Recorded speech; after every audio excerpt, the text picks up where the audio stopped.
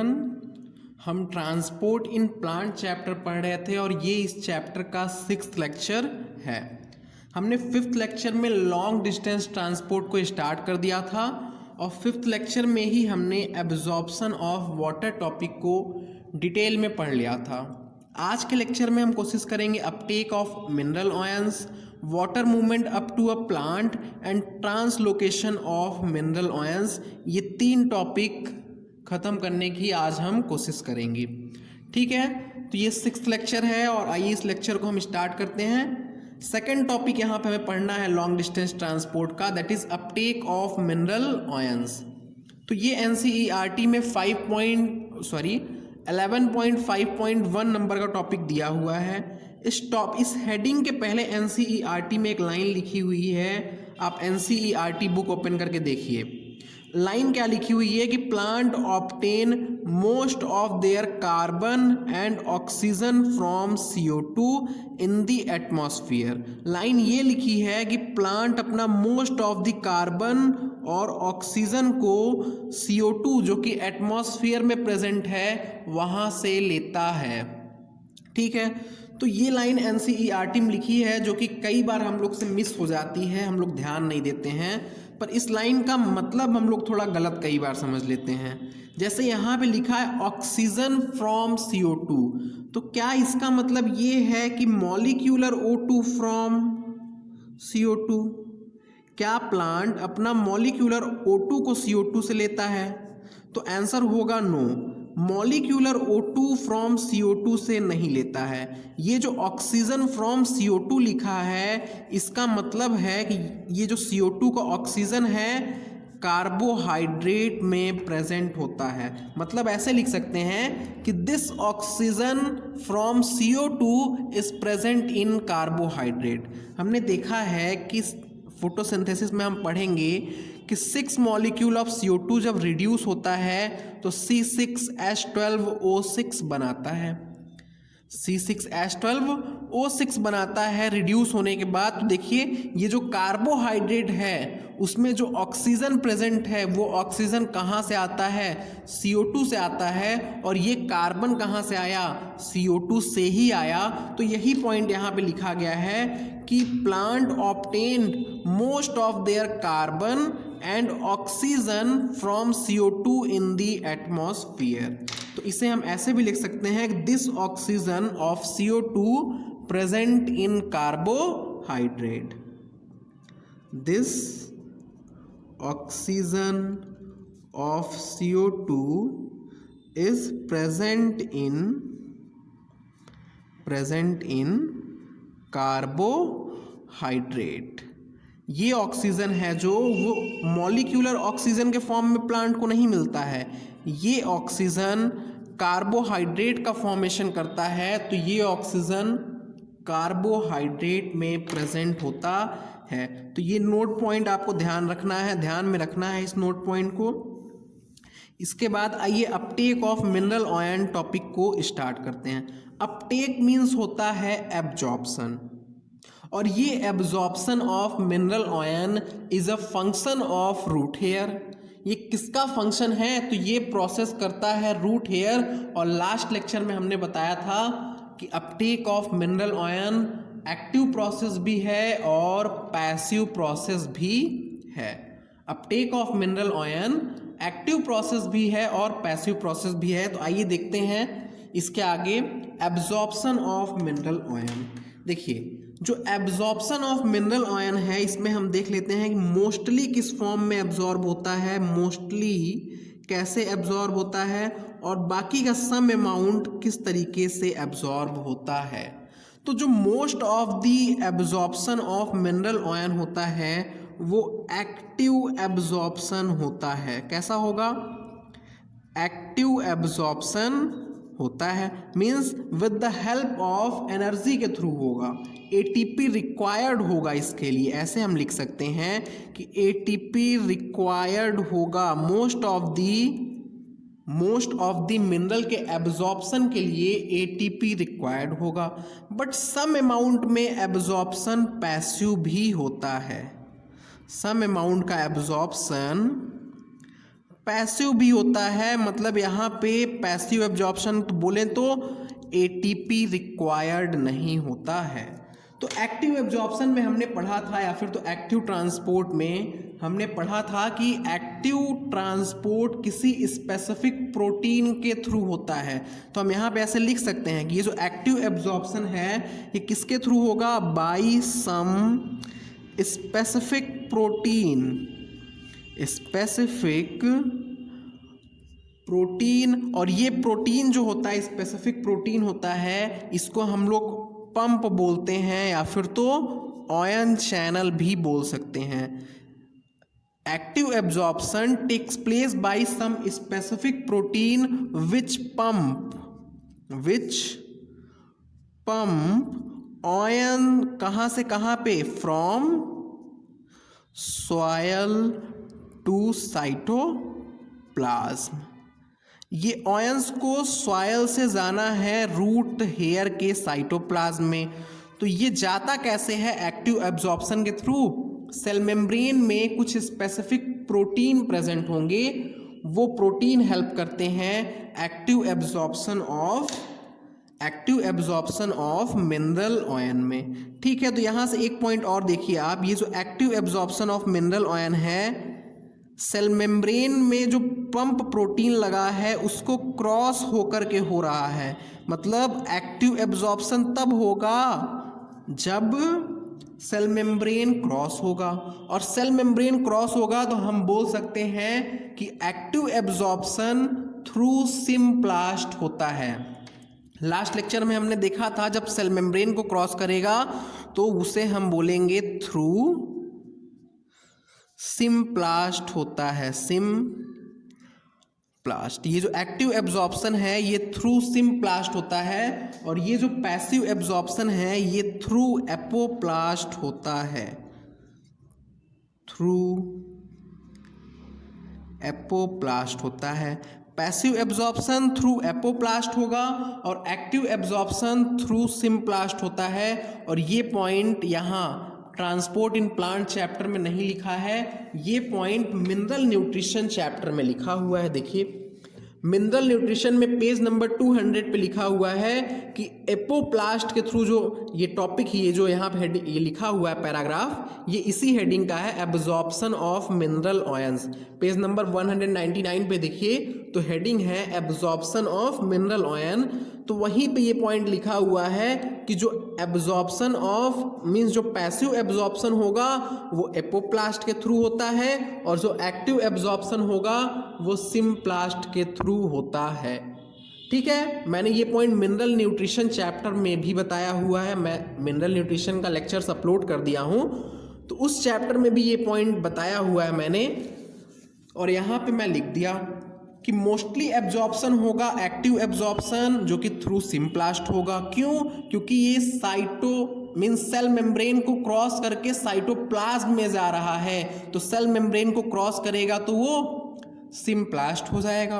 और passive absorption apoplast के through होता है। क्यों? क्योंकि ये सेल मेम्ब्रेन को क्रॉस नहीं करता है। तो आप एक क्वेश्चन पूछ सकते हैं कि मोस्टली एक्टिव एब्जॉर्प्शन ही क्यों होता है, मोस्टली एक्टिव एब्जॉर्प्शन ही क्यों होता है, इसका रीज़न क्या हो सकता है।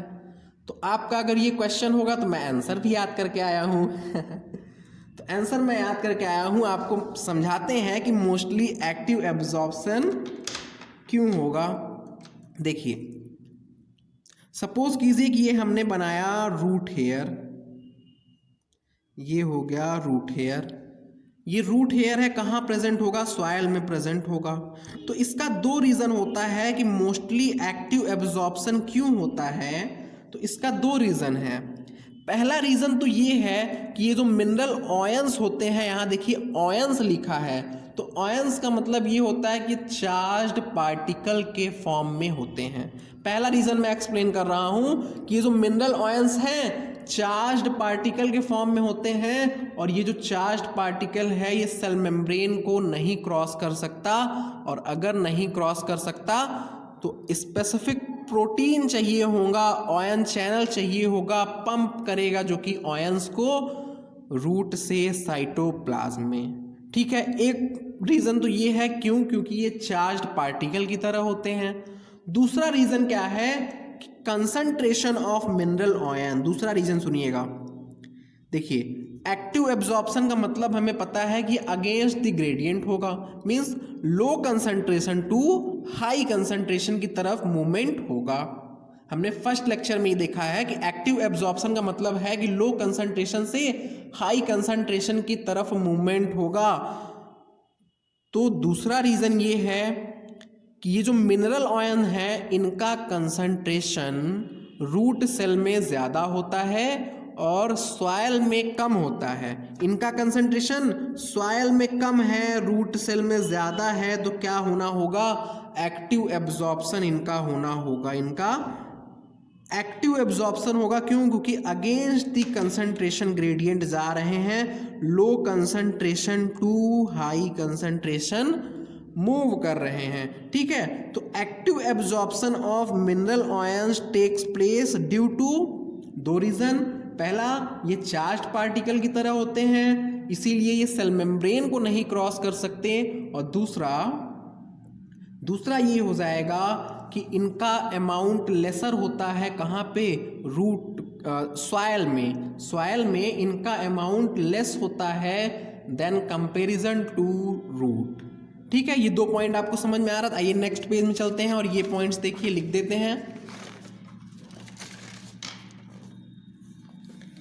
देखिए मैंने यहाँ पे नोट्स ऑलरेडी लिख रखा है कि ये जो मिनरल आयन है इसका मोस्टली एक्टिव एब्जॉर्प्शन क्यों होता है। तो दो रीज़न हो गया। पहला रीज़न क्या है कि ये प्रेजेंट एज चार्ज्ड पार्टिकल। किस तरीके से प्रेजेंट होते हैं, चार्ज्ड पार्टिकल के फॉर्म में होते हैं which can not move across cell membrane. ठीक है, और दूसरा रीज़न क्या है कि concentration of mineral ion in soil is lesser. देखिए सॉयल में लेसर है देन रूट से सॉयल में लेस है, हेंस एक्टिव एब्जॉर्प्शन होगा। क्यों, क्योंकि active absorption against the concentration gradient होता है।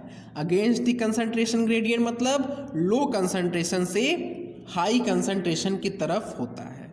ठीक है, ये टॉपिक जहाँ पे दिया है ट्रांसपोर्ट इन प्लांट में, एक सेकंड NCERT में ओपन करके थोड़ा दिखा दूँ।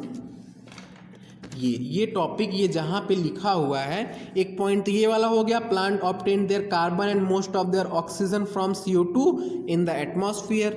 फिर ये जो अपटेक ऑफ मिनरल ऑयल लिखा है, यहाँ पे 2-3 एक्स्ट्रा पॉइंट लिखे हुए हैं जिन्हें मैं नोट करके लिख दिया हूँ। आइए उन पॉइंट्स को देखते हैं और हम एक्सप्लेन कर देते हैं। देखिए पहले मैं पहला नोट को एक्सप्लेन करते हैं। ये क्या था, हमारा रूट हेयर था, ये रूट हेयर था और यहाँ पे ये सॉयल था।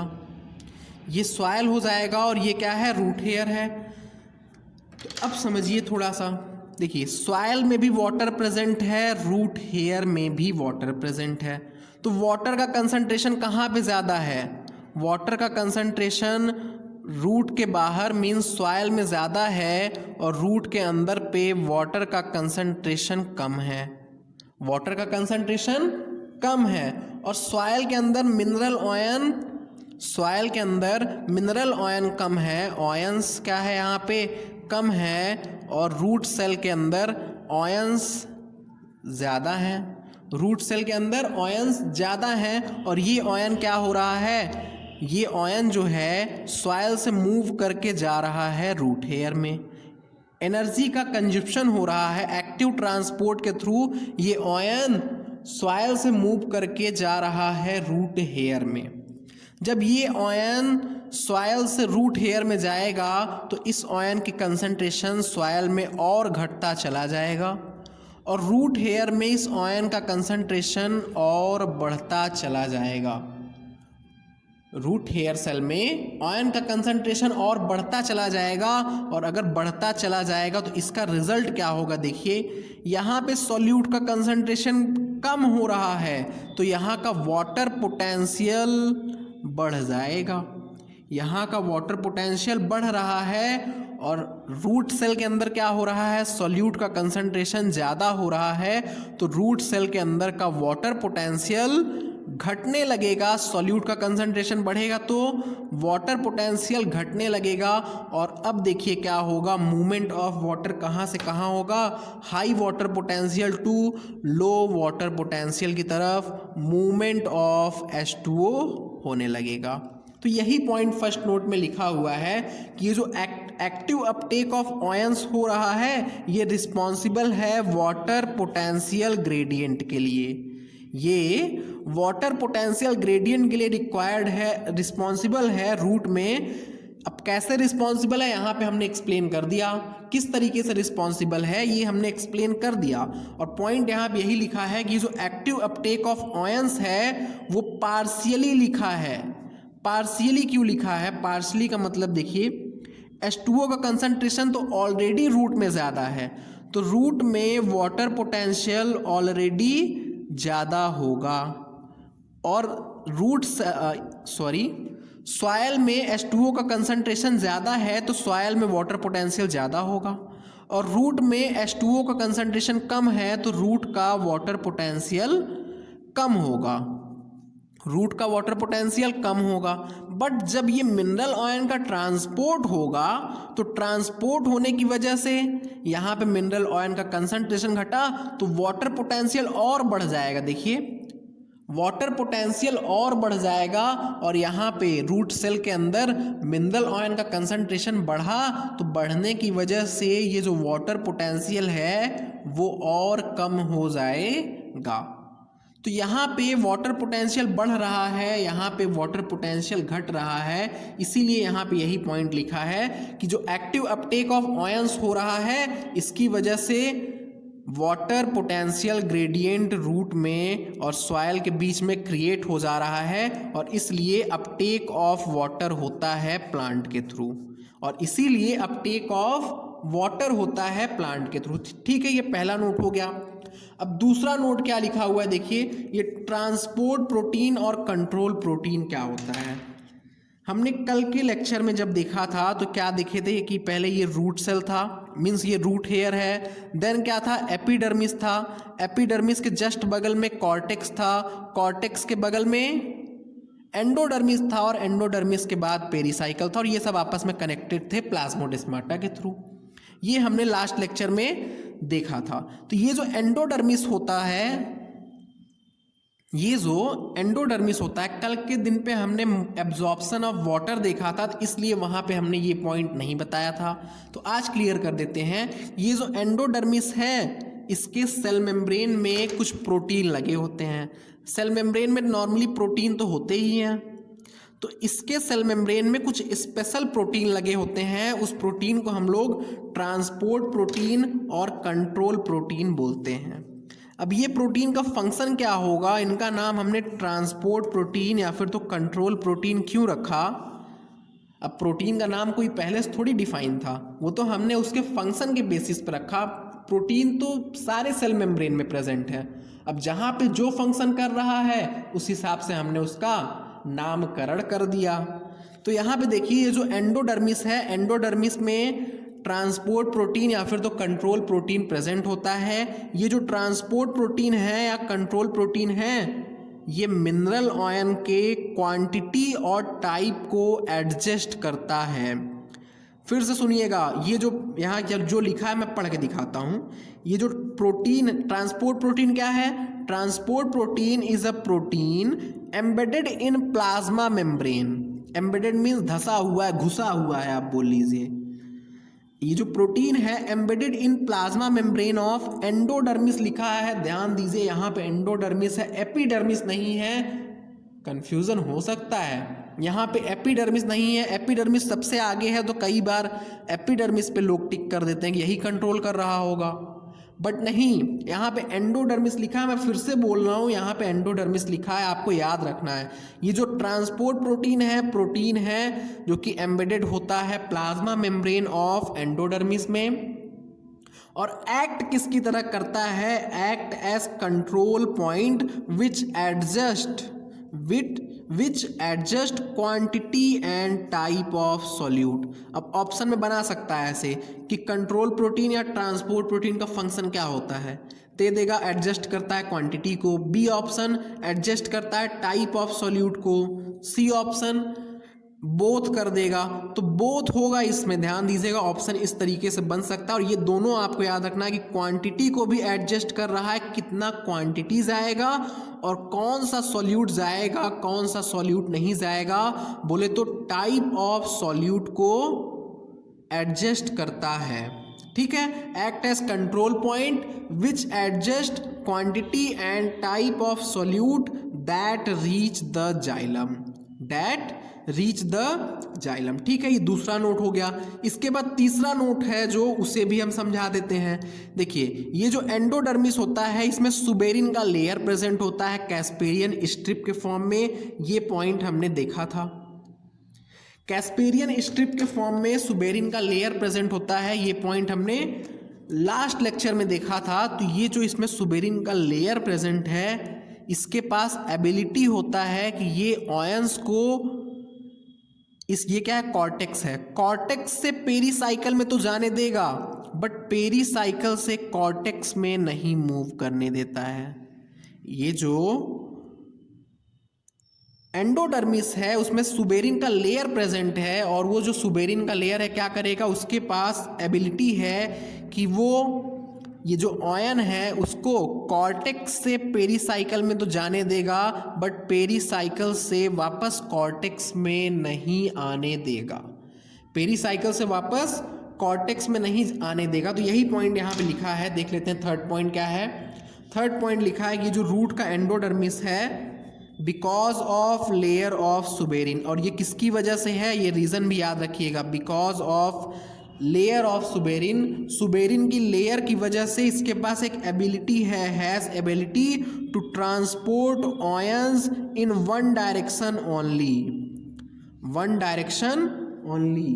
ठीक है, ये पॉइंट आपको समझ में आ रहा है, ये ऑयंस को सिर्फ और सिर्फ वन डायरेक्शन में ही ट्रांसपोर्ट करता है। यहाँ पे देखिए एक पॉइंट मैंने नहीं लिखा है, मुझे ध्यान आ रहा है, एनसीईआरटी मैच कर लेते हैं, आपको दिखा देते हैं।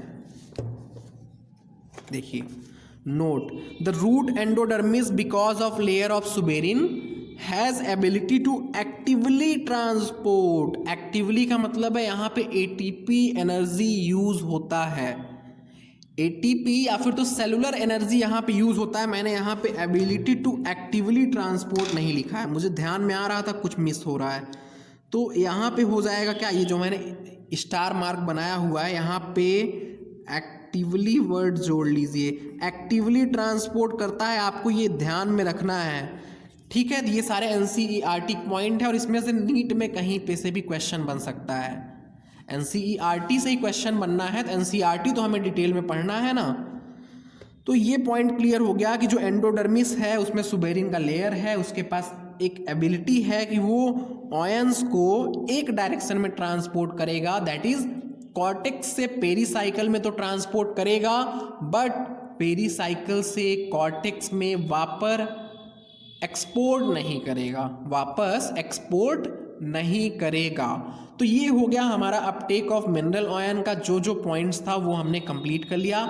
आइए थर्ड टॉपिक पे हम चलते हैं, that is water movement up a plant, water movement up a plant. और इसी टॉपिक को हम एक दूसरा नाम भी बोलते हैं, इस दूसरे नाम से भी बुलाते हैं और वो नाम है एसेंट ऑफ सैप। देखिए इस नाम का थोड़ा मीनिंग समझते हैं। एसेंट का मतलब होता है upward movement, upward movement. Ascent का मतलब क्या होता है, अपवर्ड मूवमेंट होता है। और सैप का मीनिंग होता है, देखिए वाटर प्लस मिनरल। सिर्फ वाटर तो जाएगा नहीं ऊपर और ना ही सिर्फ मिनरल जाएगा, वाटर और मिनरल दोनों साथ साथ में अपवर्ड ट्रांसपोर्टेड होते हैं। इसीलिए मैंने पहले एब्जॉर्प्शन ऑफ वाटर पढ़ाया, एब्जॉर्प्शन ऑफ मिनरल पढ़ाया, अब दोनों को हम साथ साथ में ऊपर की तरफ भेजेंगे। तो ये एनसीईआरटी में 11.3.2 नंबर का टॉपिक दिया हुआ है। तो एसेंट मीन्स क्या हो जाता है, अपवर्ड मूवमेंट, और सैप मीन्स होता है वाटर प्लस मिनरल। इन दोनों का जो मिक्सचर होगा, जो सॉल्यूशन होगा, उसे ही हम सैप बोलते हैं। तो ये जो एसेंट ऑफ सैप है, इसके लिए बहुत सारी थ्योरीज दी गई हैं, कई सारी थ्योरीज आई हैं, बट जो मोस्ट एक्सेप्टेड थ्योरीज हैं या फिर तो जो थोड़ा बहुत अप्रोप्रिएट थ्योरी हैं, उनमें से हम दो थ्योरी को पढ़ने वाले हैं। ये जो एसेंट ऑफ सैप है, मतलब देखिए ये स्टेम है, यहाँ से ये जो रूट के थ्रू वाटर एब्जॉर्व कर लिया गया, जाइलम में आ गया। अब ये जाइलम से अपवर्ड डायरेक्शन में जाएगा कैसे लीव्स तक, इसका यूज़ तो लीव्स में ही होना है ना इस वाटर का, तो ये लीव्स तक जाएगा कैसे वाटर, इसी प्रोसेस को हम यहाँ पे समझेंगे। और इस प्रोसेस के लिए दो थ्योरी दी गई है, दो थ्योरी दी गई है। पहला थ्योरी है root pressure theory, root pressure theory, root pressure theory है पहला, और दूसरा है transpiration pull theory, transpiration pull theory. ठीक है, ये दो थ्योरी दी गई है, एक है रूट प्रेशर थ्योरी और दूसरा है ट्रांसपिरेशन पुल थ्योरी।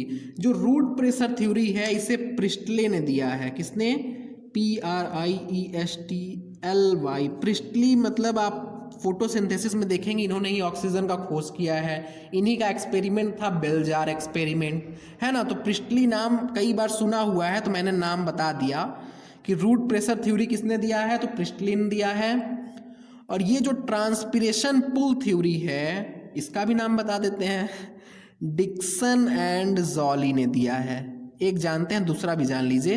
इस थ्योरी को डिक्सन एंड जॉली ने दिया है, ठीक है।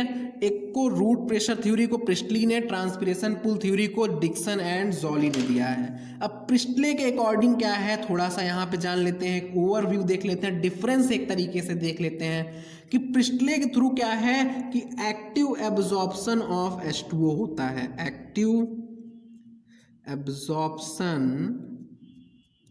ऑफ H2O होता है। ये बोलते हैं H2O का एब्जॉर्प्शन जो रूट के थ्रू होता है वो एक्टिव एब्जॉर्प्शन होता है।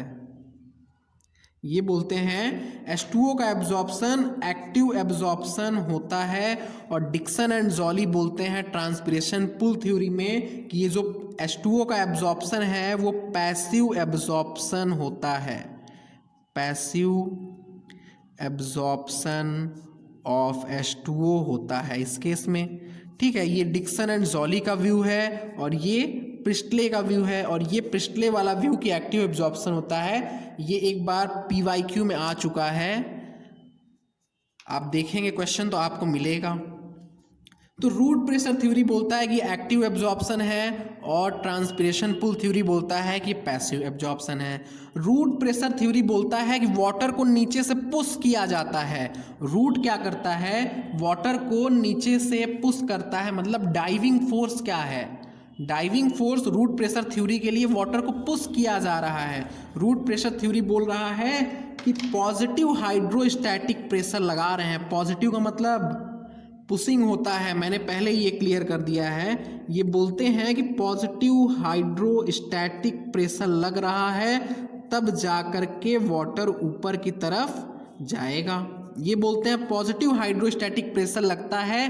तो डिक्सन एंड जॉली अपने ट्रांसपिरेशन पुल थ्योरी में बोलते हैं कि वाटर को ऊपर की तरफ से पुल किया जाता है, वाटर को ऊपर की तरफ से पुल किया जाता है। मतलब ट्रांसपिरेशन पुल थ्योरी में बताया जा रहा है कि नेगेटिव हाइड्रोस्टैटिक प्रेशर की वजह से होगा, नेगेटिव हाइड्रोस्टैटिक प्रेशर की वजह से होगा। ठीक है, ये कुछ डिफरेंस पॉइंट था जो हमने यहाँ पे क्लियर कर दिया। यहाँ पे इन्होंने क्या बोला कि जो फोर्स है वो कौन प्रोवाइड कर रहा है, रूट प्रोवाइड कर रहा है। तो रूट क्या करेगा, वाटर को पुश करेगा। और ये बोल रहे हैं कि जो फोर्स है वो लीफ प्रोवाइड कर रहा है, ऊपर से पुल कर रहा है। ये बोल रहे हैं कि लीफ प्रोवाइड कर रहा है, ये बोल रहे हैं रूट प्रोवाइड कर रहा है। तो इनके थ्योरी में पॉजिटिव हाइड्रोस्टैटिक प्रेशर लग रहा है और इनके थ्योरी में नेगेटिव हाइड्रोस्टैटिक प्रेशर लग रहा है। अब प्लांट में एग्जिस्ट दोनों करता है, प्लांट में रूट प्रेशर थ्योरी भी अप्लाइड है, ट्रांसपिरेशन पुल थ्योरी भी अप्लाइड है, बट ये ओनली 4% के अप्रॉक्स में हेल्प करता है मूवमेंट में, और बाकी का 96% इसकी बदौलत होती है। ये वाटर का upward movement 4% root pressure help कर रहा है, बाकी का 96% ट्रांसपिरेशन पुल के थ्रू हेल्प मिलता है। तो ये परसेंट आपको नहीं याद रखना है, मतलब बोलने का मतलब ये था कि मेन हेल्प जो है ट्रांसपिरेशन पुल के थ्रू हो रहा है, बट एग्जिस्ट दोनों करते हैं प्लांट में, एग्जिस्ट दोनों करते हैं, बट मेन जो इसका इफेक्ट किसका मेन होगा, तो ट्रांसपिरेशन पुल का मेन इफेक्ट होता है। तो इसके बाद अब हम पढ़ेंगे यही रूट प्रेशर थ्योरी को थोड़ा डिटेल में, और फिर उसके बाद देखिए RPT हम लिख दे रहे हैं रूट प्रेशर थ्योरी, आप इसे पूरा लिख लीजिए। रूट प्रेशर थ्योरी को अब हम डिटेल में पढ़ेंगे। तो सबसे पहले हम यहाँ पे रूट प्रेशर क्या होता है वो थोड़ा सा डिफाइन कर दें कि रूट प्रेशर आखिर होता क्या है। NCERT में लिखा हुआ है और हम भी थोड़ा सा एक्सप्लेन कर दें कि ये रूट प्रेशर क्या होता है। देखिए जो मिनरल ऑयंस हैं, अभी आपने थोड़ी देर पहले देखा कि मिनरल ऑयन एक्टिवली एब्जॉर्ब होती हैं, actively transported in vascular tissue. इसमें तो आप कुछ एक्सप्लेन करना नहीं है, वैस्कुलर टिश्यू में ये एक्टिवली ट्रांसपोर्ट हो रही हैं। दो जगह पे ATP रिक्वायर्ड है, एक तो जब सॉयल से रूट सेल में आ रहा है, दूसरा जब एंडोडर्मिस को क्रॉस करना है। दो जगह पे एक्टिवली ट्रांसपोर्टेड हो रहा है वैस्कुलर टिश्यू तक जाने में, एक तो जब वो सॉयल से रूट सेल में आ रहा है और दूसरा एंडोडर्मिस वाले पॉइंट पे। तो मिनरल ऑयन एक्टिवली ट्रांसपोर्ट हो रहा है। इसके अलावा जो वाटर है वो अपने वाटर पोटेंशियल ग्रेडियंट के थ्रू हो रहा है, मतलब लिख सकते हैं water follows it's water potential gradient. देखिए हम रूट प्रेशर क्या होता है उसे एक्सप्लेन कर रहे हैं। रूट में पहले फंक्शन क्या हो रहा है, तो रूट में फंक्शन ये हो रहा है कि मिनरल ऑयल एक्टिवली ट्रांसपोर्ट हो रहा है और जो वाटर है अपने वाटर पोटेंशियल ग्रेडियंट के थ्रू फ्लो कर रहा है। अपने वाटर पोटेंशियल ग्रेडियंट के थ्रू मतलब क्या है, that is from low water potential, high water potential, high से लो होता है ना, high water potential to low water potential की तरफ, या फिर तो आप ऐसे भी लिख सकते हैं that is from soil to root, soil to root की तरफ वाटर फ्लो हो रहा है। तो अगर ये जब फ्लो हो रहा है तो इसका रिजल्ट क्या होगा, देखिए इसका रिजल्ट ये होगा कि this increases pressure inside root. जब इनका एक्यूमुलेशन होगा, इनका कंसंट्रेशन रूट में बढ़ेगा तो ये रूट में प्रेशर क्रिएट करने लगेंगे। तो हम यहाँ लिख सकते हैं कि this increase pressure inside root, pressure inside root, root के अंदर का प्रेशर ये क्या कर देंगे, बढ़ा देंगे। अब जब ये रूट का प्रेशर बढ़ा, रूट के अंदर का प्रेशर बढ़ा, तो इसी प्रेशर को हम रूट प्रेशर बोलते हैं। ये जो प्रेशर बढ़ा हुआ है रूट के अंदर में, इसी प्रेशर को हम रूट प्रेशर बोलते हैं और ये रूट प्रेशर पॉजिटिव प्रेशर होता है। देखिए पॉजिटिव हाइड्रोस्टैटिक प्रेशर मतलब ये पॉजिटिव प्रेशर होता है। इतना पॉइंट समझ में आया कि रूट प्रेशर कहाँ से डेवलप हुआ। दिस पॉजिटिव प्रेशर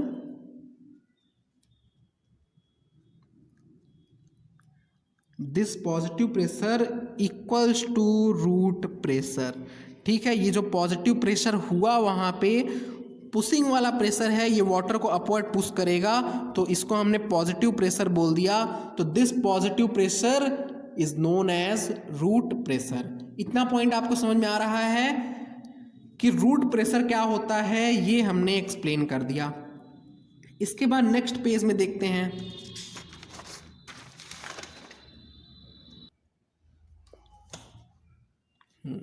तो रूट प्रेशर हम समझ लिए और नेक्स्ट पेज में ये दिया है कि how can we see root pressure exist.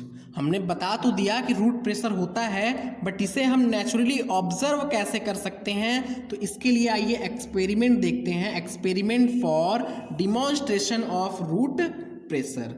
तो इसके लिए दो एक्सपेरिमेंट हम देखेंगे, जिसमें से सबसे फर्स्ट एक्सपेरिमेंट हो जाएगा कि हमने एक प्लांट लिया, एक पॉटेड प्लांट लिया, और वो प्लांट छोटा प्लांट लिया। छोटा प्लांट क्यों लिया? शॉर्ट प्लांट लेंगे। शॉर्ट प्लांट इसलिए लेंगे क्योंकि हमने बताया रूट प्रेशर से पानी बहुत ज़्यादा ऊपर तक नहीं जाएगा। जैसे देखिए ये क्या हो गया, हमारा स्टेम हो गया और यहाँ पे ये रूट हो गया। तो जो रूट अपना प्रेशर लगाएगा वो वाटर को बहुत ज़्यादा ऊपर तक नहीं भेज पाएगा। सिर्फ 4% हमने बताया कि 4% उसका इफेक्ट होता है, तो ये बहुत ज़्यादा ऊपर तक पानी को नहीं भेज पाएगा।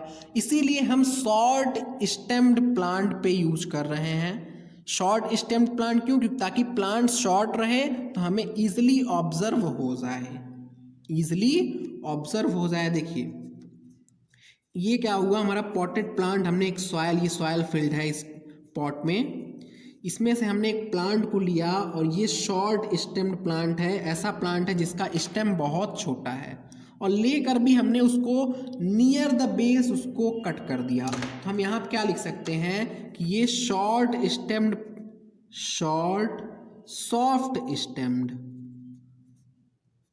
Short soft stemmed plant cutted near base. Soft stemmed भी क्यों लिया? ताकि वो कट जाए इजली, शार्प ब्लेड से कट करने पर इजली वो कट जाए।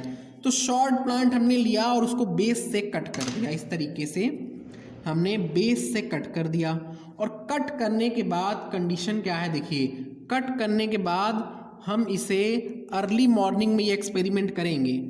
अर्ली मॉर्निंग में ये एक्सपेरिमेंट करेंगे। एक्सपेरिमेंट का कंडीशन क्या है मैं ऊपर लिख देता हूँ एक लाइन में, कि ड्यूरिंग डे। ये एक्सपेरिमेंट कर कब सकते हैं हम?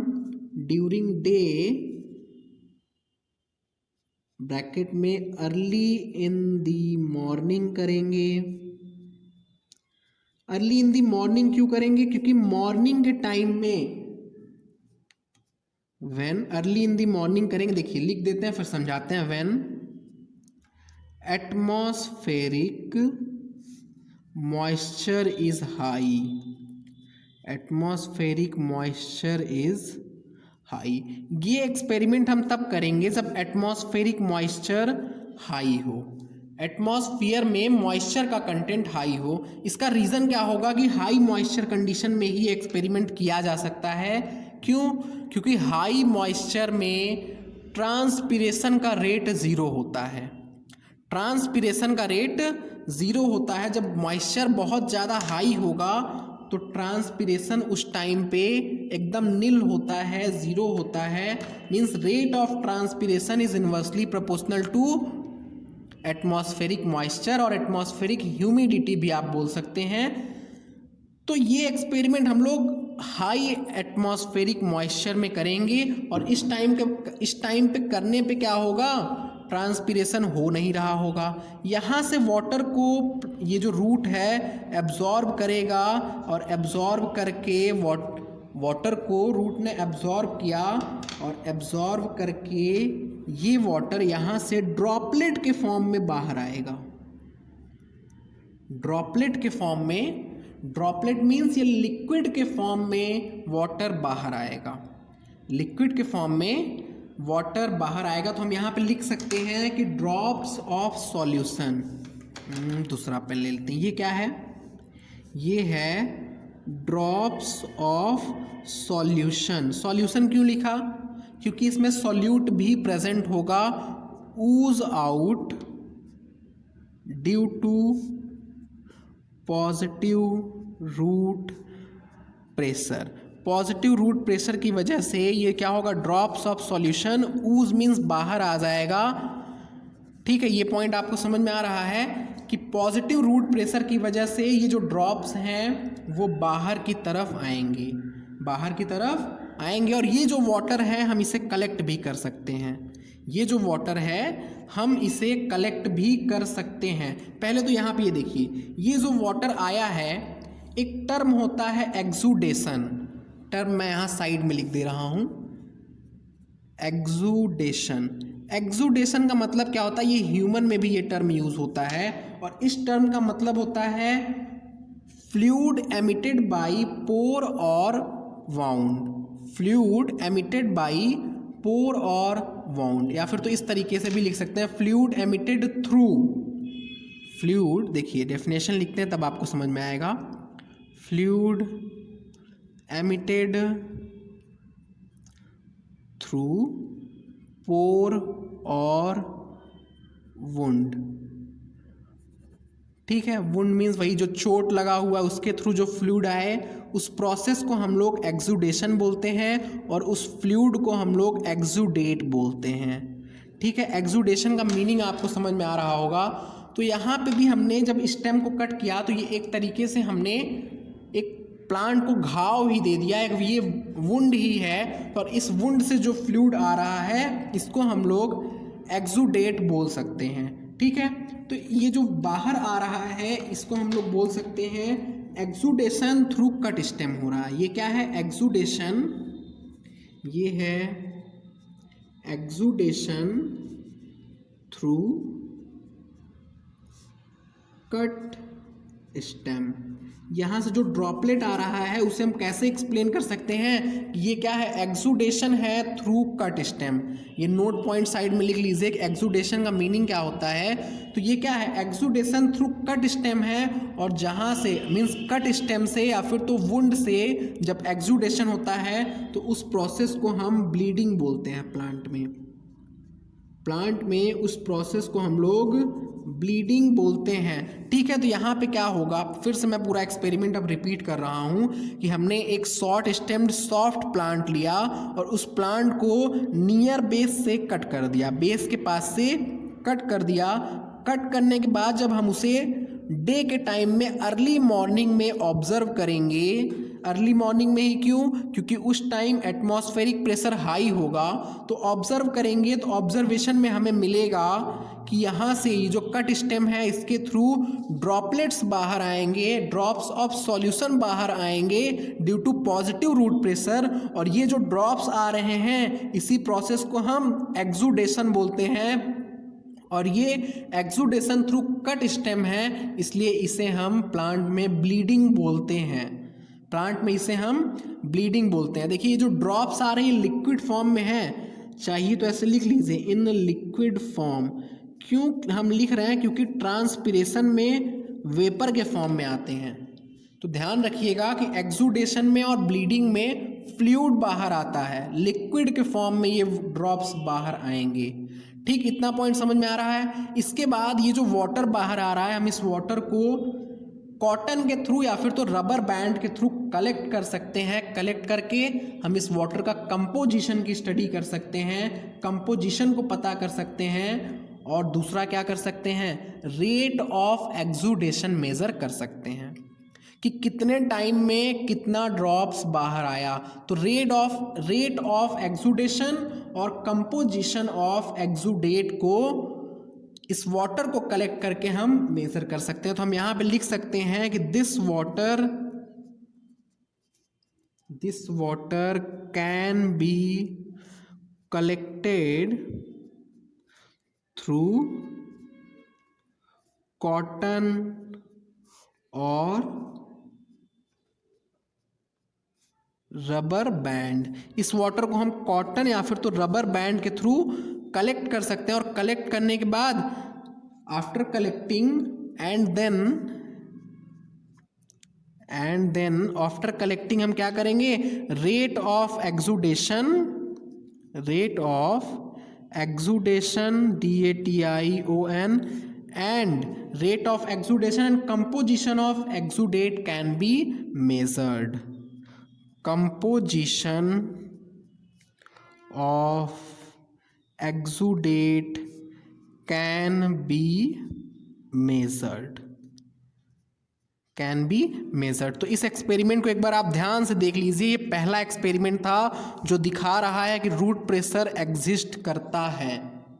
ये पहला एक्सपेरिमेंट था जो दिखा रहा है कि रूट प्रेशर प्लांट में एग्जिस्ट करता है। ठीक है, इसके बाद हम एक दूसरा एक्सपेरिमेंट देखते हैं। इस रूट प्रेशर के लिए एक ही कंडीशन है कि मॉइस्चर उस टाइम हाई होना चाहिए या फिर तो ह्यूमिडिटी हाई होना चाहिए। ह्यूमिडिटी हाई होना चाहिए मतलब रेट ऑफ ट्रांसपिरेशन लो हो, रेट ऑफ इवापोरेशन लो हो। ट्रांसपिरेशन का मतलब ही इवापोरेशन होता है। क्यों? क्योंकि इवापोरेशन में भी वाटर वेपर के फॉर्म में ही निकलता है और ट्रांसपिरेशन में भी वाटर वेपर के फॉर्म में ही निकलता है। तो दूसरा एक्सपेरिमेंट हम देखते हैं, और ये दूसरा एक्सपेरिमेंट जो है वो हम डे और नाइट दोनों टाइम पे ऑब्जर्व कर सकते हैं। तो हम यहाँ पे पहले ही कंडीशन लिख देते हैं कि ड्यूरिंग नाइट एंड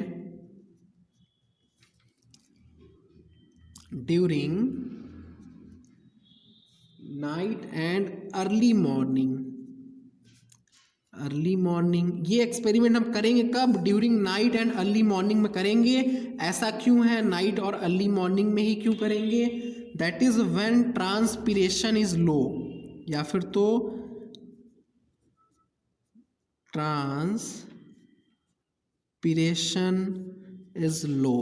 ट्रांसपिरेशन लो क्यों होगा? क्योंकि उस टाइम पे एटमॉस्फेरिक मॉइस्चर हाई होता है, एटमॉस्फेयर में ह्यूमिडिटी हाई होता है, इसलिए उस टाइम पे ट्रांसपिरेशन लो होगा। ये कल के लेक्चर में जब हम ट्रांसपिरेशन पढ़ेंगे तो वहाँ पे और ये एक्सप्लेन हो जाएगा। तो during night and early morning that is when transpiration is low, और हम ट्रांसपिरेशन को ही इवापोरेशन भी बोल सकते हैं, PORA, इवापोरेशन इज लो पूरा लिख देते हैं। That is when transpiration is low और इवापोरेशन इज लो, उस टाइम पे हम इस एक्सपेरिमेंट को ऑब्जर्व कर सकते हैं। ऑब्जर्व कैसे करेंगे? देखिए, ग्रास की कोई लीफ है, ये ग्रास की लीफ है जिसे हमने बोला ये क्या है? ग्रास ब्लेड है, ग्रास ब्लेड है। शॉर्ट प्लांट पे ही हम इसे ऑब्जर्व कर सकते हैं रूट प्रेशर को। लॉन्ग प्लांट में ऑब्जर्व करना थोड़ा सा मुश्किल होता है। ये पेन लग गया, चॉकलेट नहीं है, ये पेन है। ठीक है, तो ये क्या हो गया? ग्रास ब्लेड हो गया, मतलब ये ग्रास की लीफ हो गई। दूसरा आप देखे होंगे ऐसा incised leaf. Incised leaf means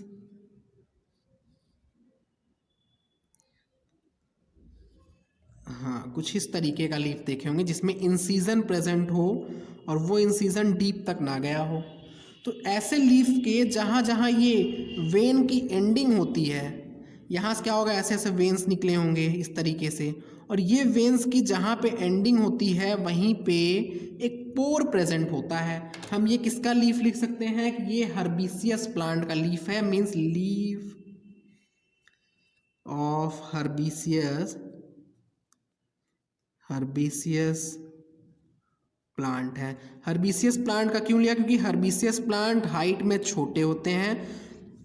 तो हर्बिसियस प्लांट का लीफ या फिर तो आप ग्रास ब्लेड का जब लीफ ले लेंगे तो यहाँ पे ये जो मार्जिन है, मार्जिन के टिप पे जहाँ पे ये टिप पे जहाँ पे वेन का एंड होता है वहाँ पे एक ओपनिंग होता है। उस ओपनिंग को हम लोग बोलते हैं हाइडाथोड। देखिए स्पेलिंग लिख रहा हूँ, हाइडाथोड बोलते हैं। ये क्या है? एक पोर है। ये क्या है? एक पोर है, या फिर तो बोल सकते हैं it is a opening of when. लिख देते हैं इट इज़ अ, ये हाइडाथोड क्या है? ओपनिंग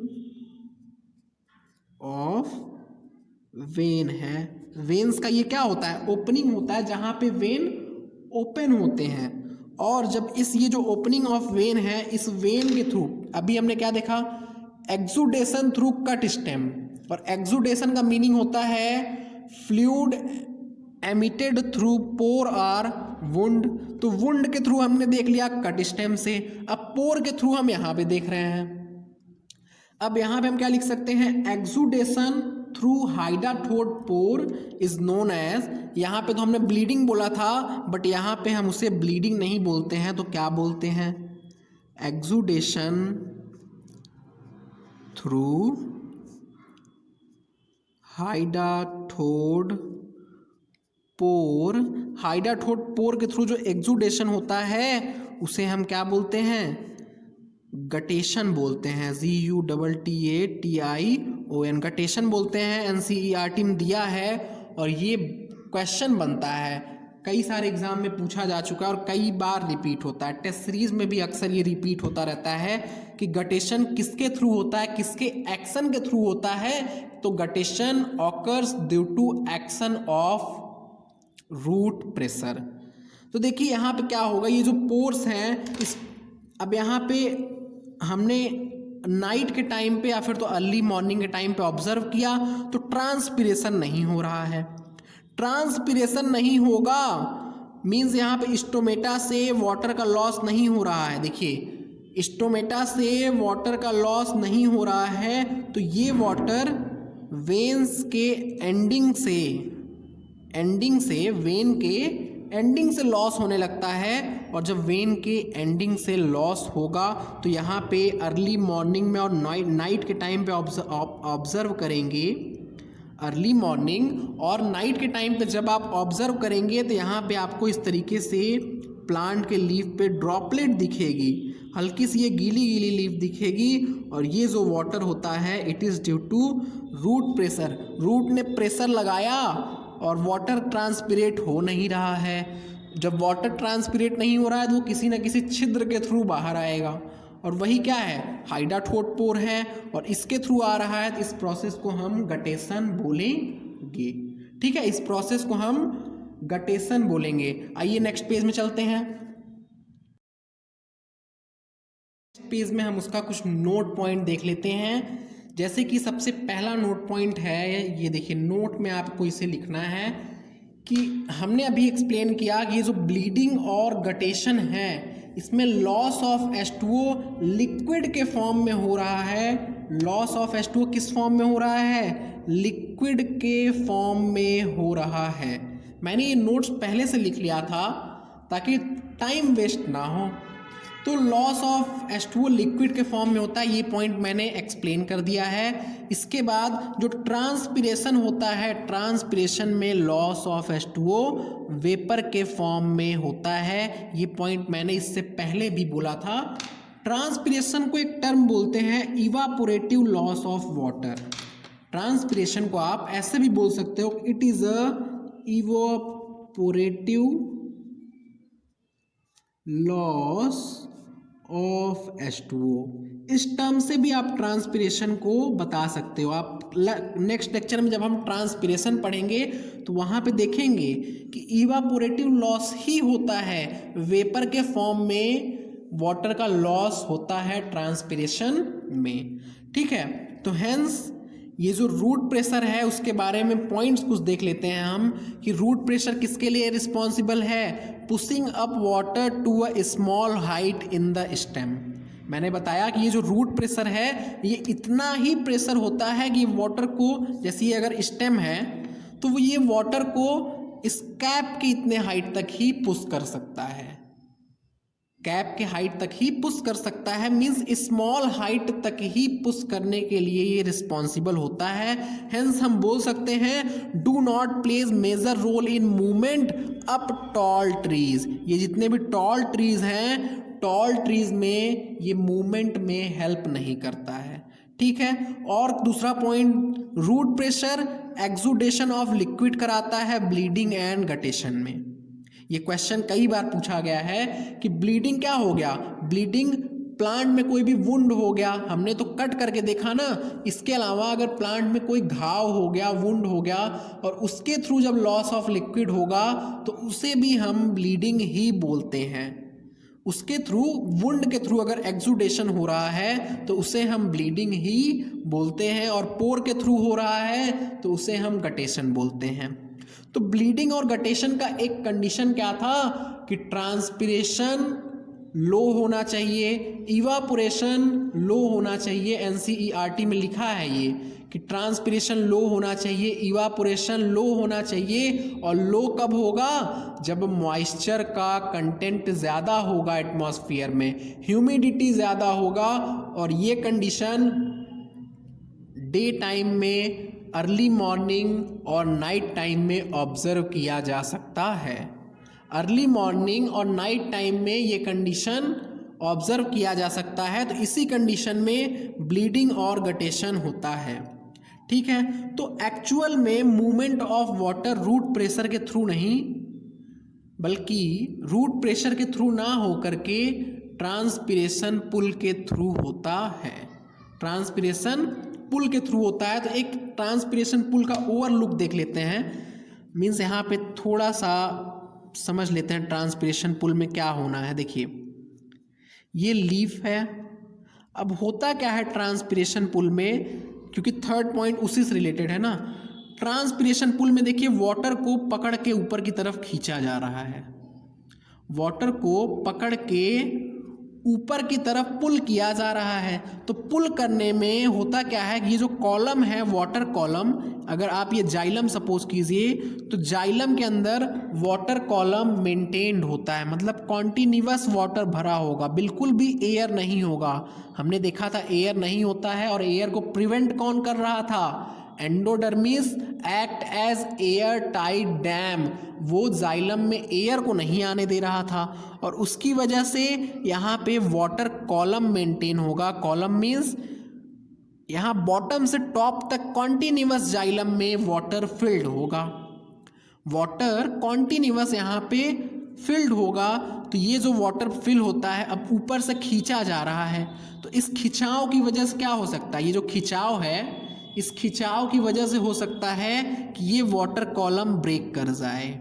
ये वाटर कॉलम ब्रेक कर जाए तो अब इसमें रूट प्रेशर कैसे हेल्प करता है? रूट प्रेशर यहाँ से पुश कर देगा ताकि ये वाटर कॉलम वापस से मेंटेन हो जाए। यही थर्ड पॉइंट लिखा हुआ है, देखते हैं क्या लिखा है कि ग्रेटेस्ट कंट्रीब्यूशन क्या हो सकता है रूट प्रेशर का। रूट प्रेशर का ग्रेटेस्ट कंट्रीब्यूशन ये हो सकता है कि टू रीइस्टेब्लिश, वापस से मेंटेन करना, reestablish continuous chain of water, continuous chain of water molecule.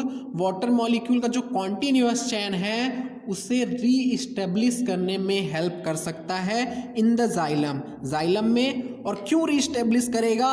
Which often breaks, क्या हो जाते हैं? ब्रेक हो जाते हैं under enormous tension. Enormous means बहुत हाई टेंशन, हाई पुलिंग की वजह से, जो ट्रांसपिरेशन पुल में हाई पुलिंग होता है उसके थ्रू ये ब्रेक हो जाते हैं। तो रूट प्रेशर उसी को मेंटेन करता है।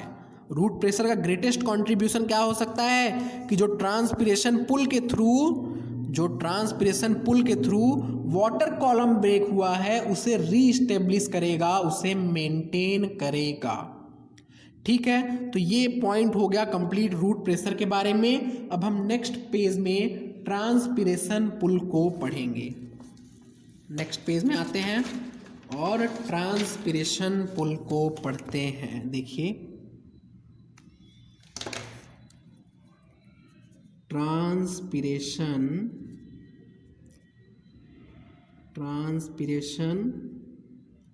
पुल। ट्रांसपिरेशन पुल पढ़ने से पहले एक दो पॉइंट है यहाँ पे एनसीईआरटी में दिया हुआ, क्लियर कर लिया जाए।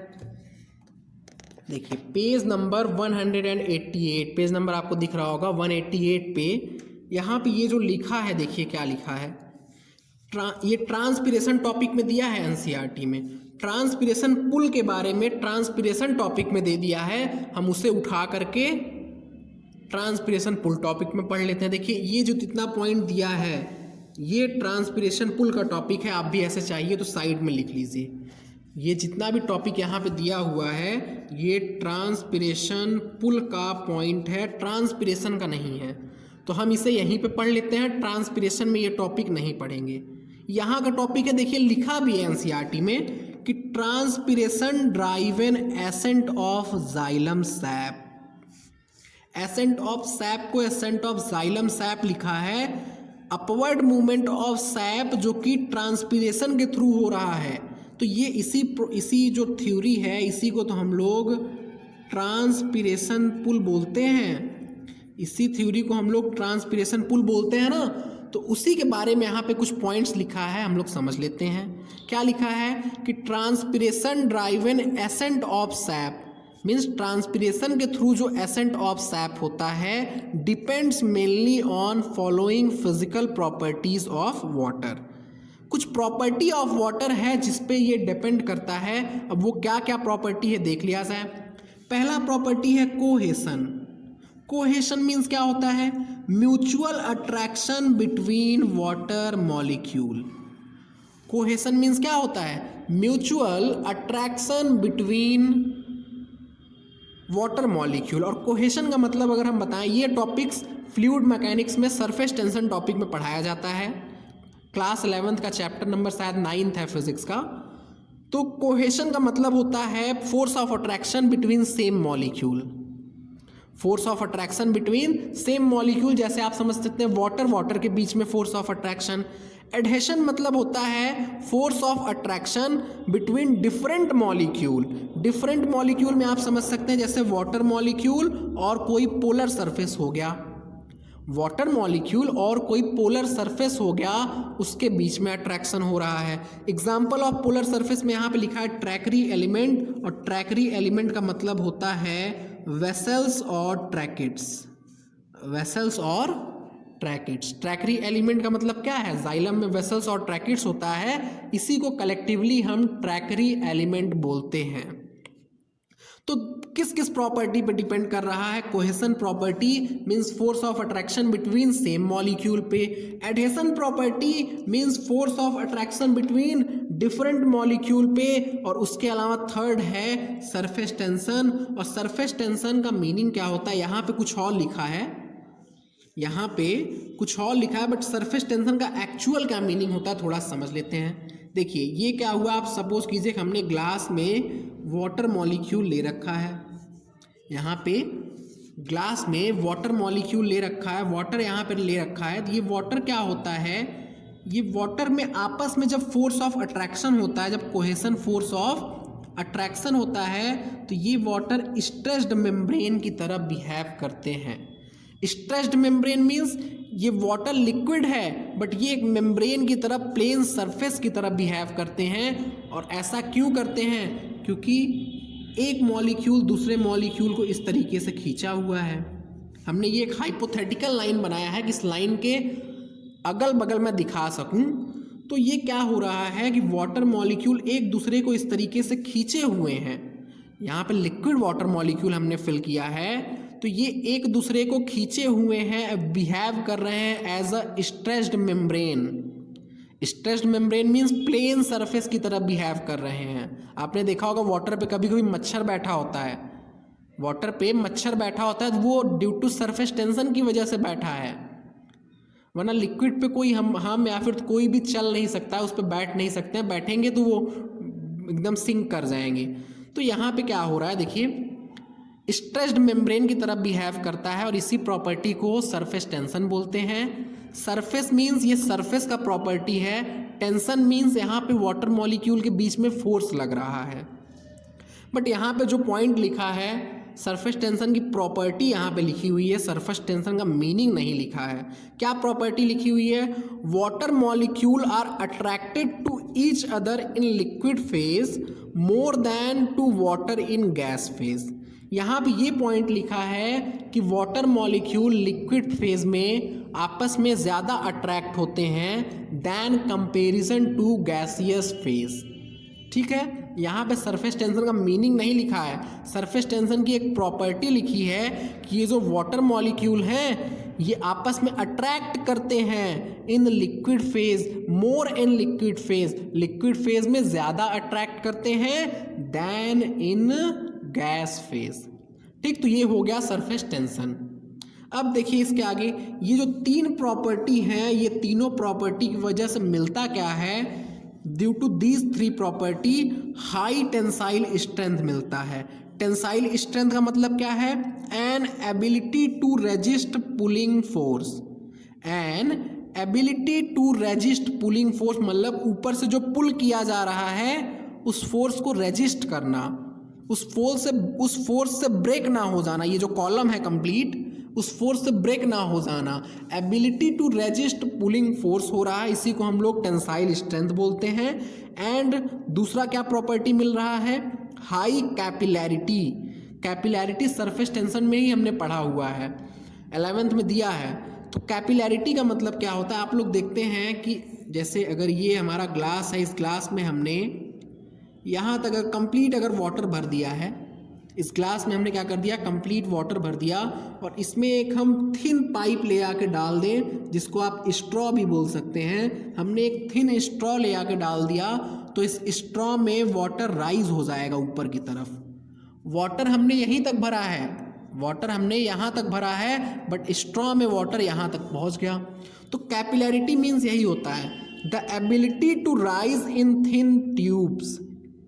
आप प्रैक्टिकल कीजिएगा, आप जूस जब पीने लगिए तो आप जब स्ट्रॉ को उसमें डालेंगे तो आप देखेंगे वाटर हल्का सा राइज हुआ रहता है।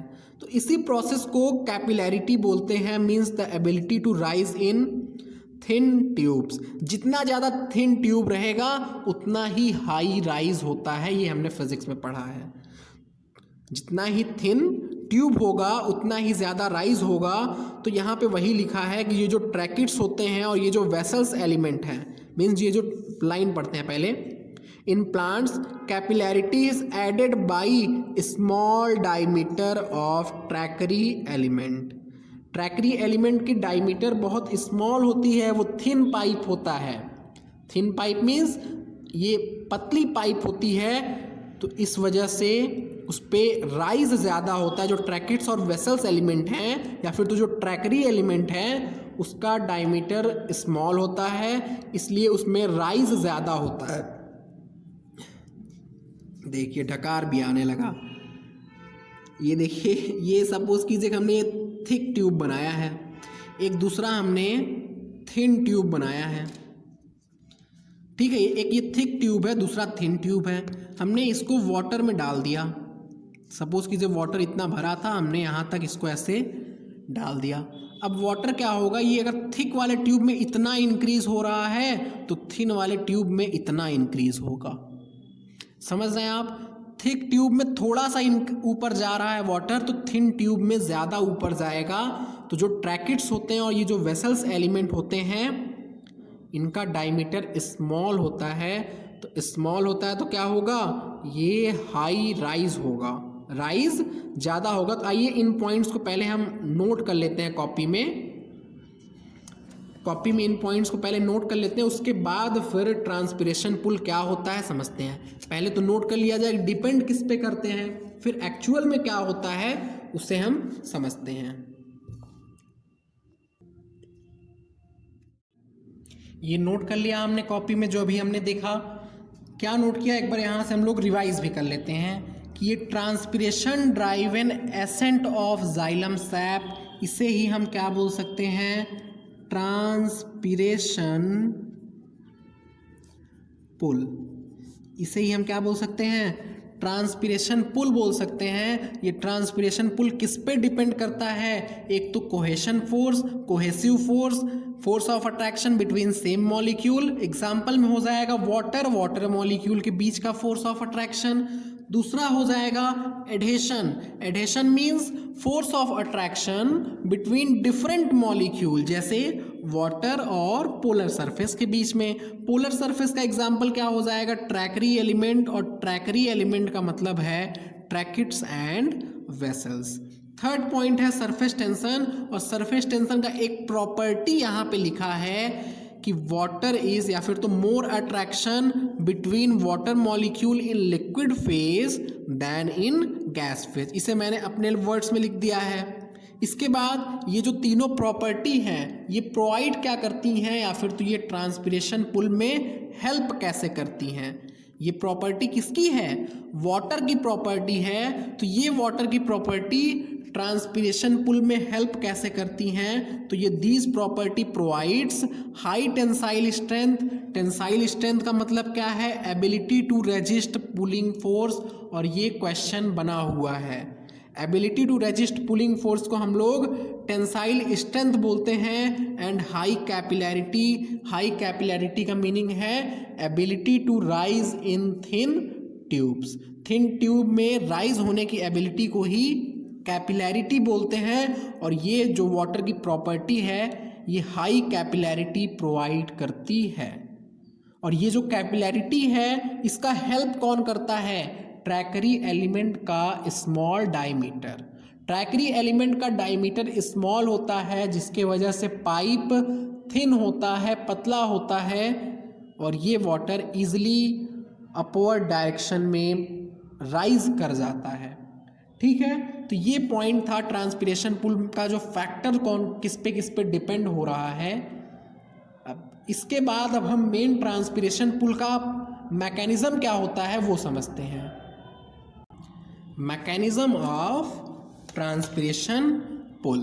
देखिए, अभी तक हमने वाटर पोटेंशियल पढ़ा, ऑस्मोसिस पढ़ा, हर चीज़ में मिला जुला के एक ही पॉइंट पढ़ रहे हैं कि वाटर का movement high concentration two means high water concentration, जहाँ पे वाटर की हाई फ्री एनर्जी है, हाई कंसंट्रेशन है, हायर फ्री मॉलिक्यूल है, वहाँ से मूव करके जाता है कहाँ पे, लो वाटर कंसंट्रेशन में।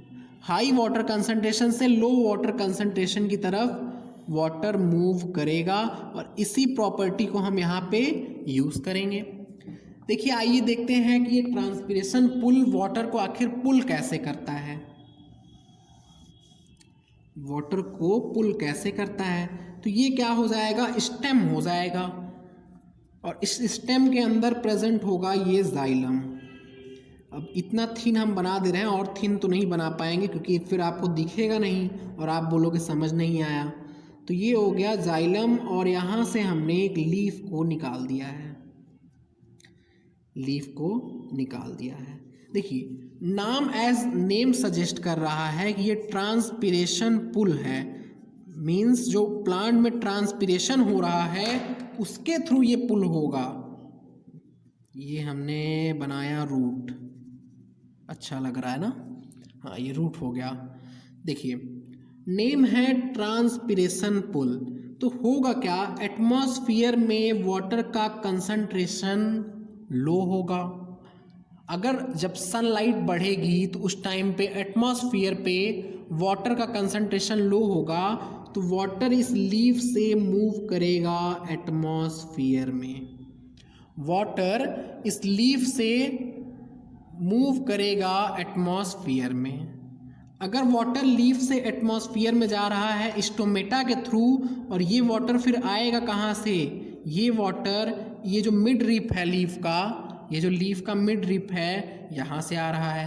मतलब मिड रिप में वाटर का हाई कंसंट्रेशन है, तो मिड रिप से कहाँ गया, इस वेन में गया, वेन से स्टोमेटा के थ्रू बाहर निकल गया।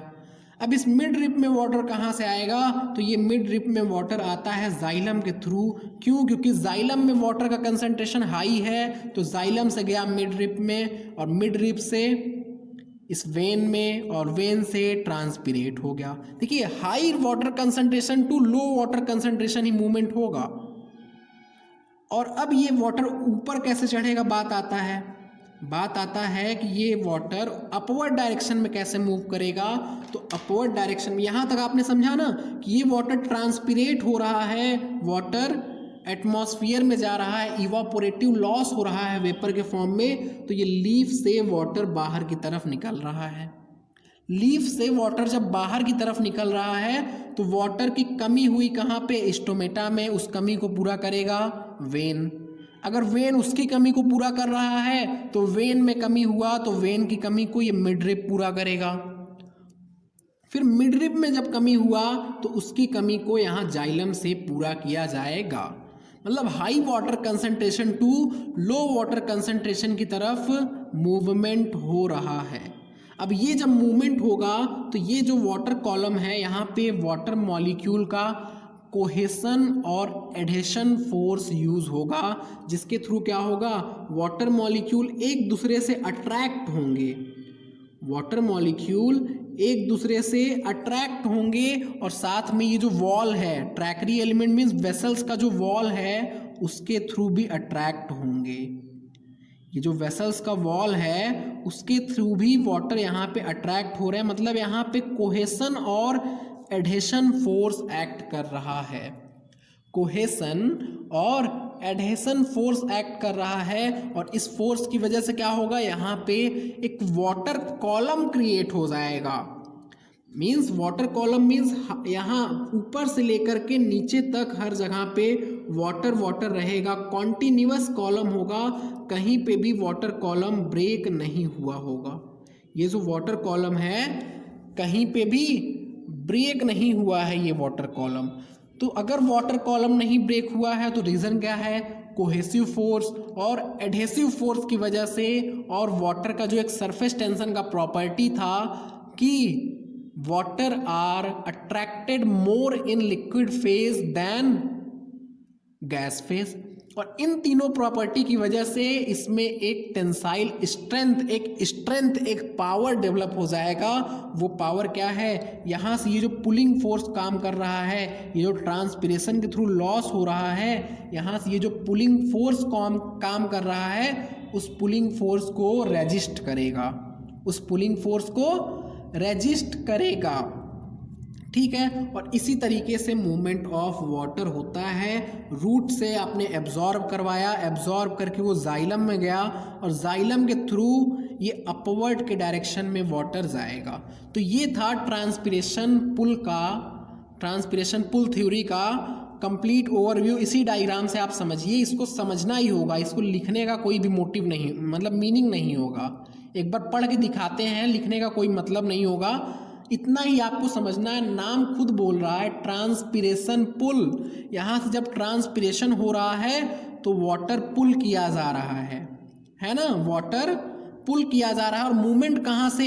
हाई कंसंट्रेशन ऑफ वाटर से लो कंसंट्रेशन ऑफ वाटर की तरफ मूवमेंट होगा। हम दिखा देते हैं एक बार एनसीईआरटी में पढ़ के। तो अभी अगर मैं आपसे एक क्वेश्चन पूछूं कि वाटर पुल किया जाता है या फिर तो पुश किया जाता है, तो आप बोलेंगे ट्रांसपिरेशन पुल हो रहा है, मतलब वाटर पुल किया जाता है। तो आइए ट्रांसपिरेशन पुल को एक बार पढ़ लेते हैं।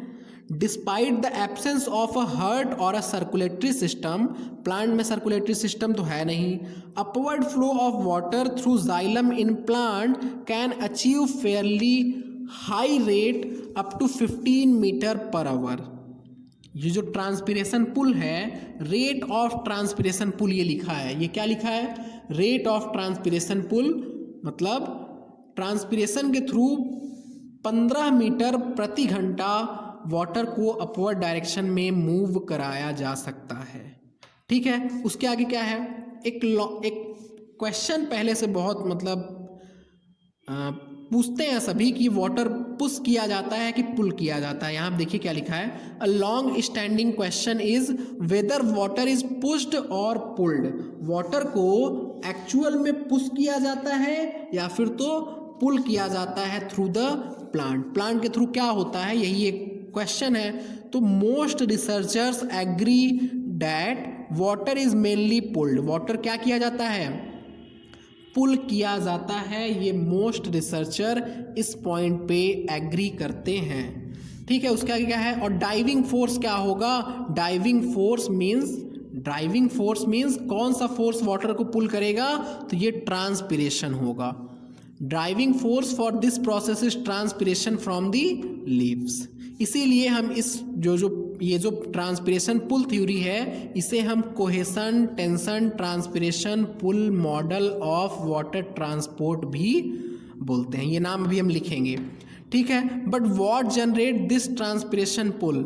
ये ट्रांसपिरेशन पुल आखिर होता कैसे है? देखिए इसका आंसर नीचे लिखा है कि वाटर इज ट्रांजिएंट। ट्रांजिएंट का मतलब होता है अस्थायी होता है। वाटर अस्थायी होता है। क्यों अस्थायी है? क्योंकि आपको मैंने पहले भी बताया है कि less than 1% water photosynthesis, respiration और प्लांट ग्रोथ में यूज होगा, और मोर देन 99% लॉस्ट हो जाता है। मोर देन 99% लॉस्ट हो जाता है। तो इसके आगे यहाँ पे अब ट्रांसपिरेशन के बारे में बताया है। यहाँ पे ये जो दिया है ट्रांसपिरेशन के बारे में एक पैरा यहाँ ऊपर दे दिया है इंट्रो के रूप में।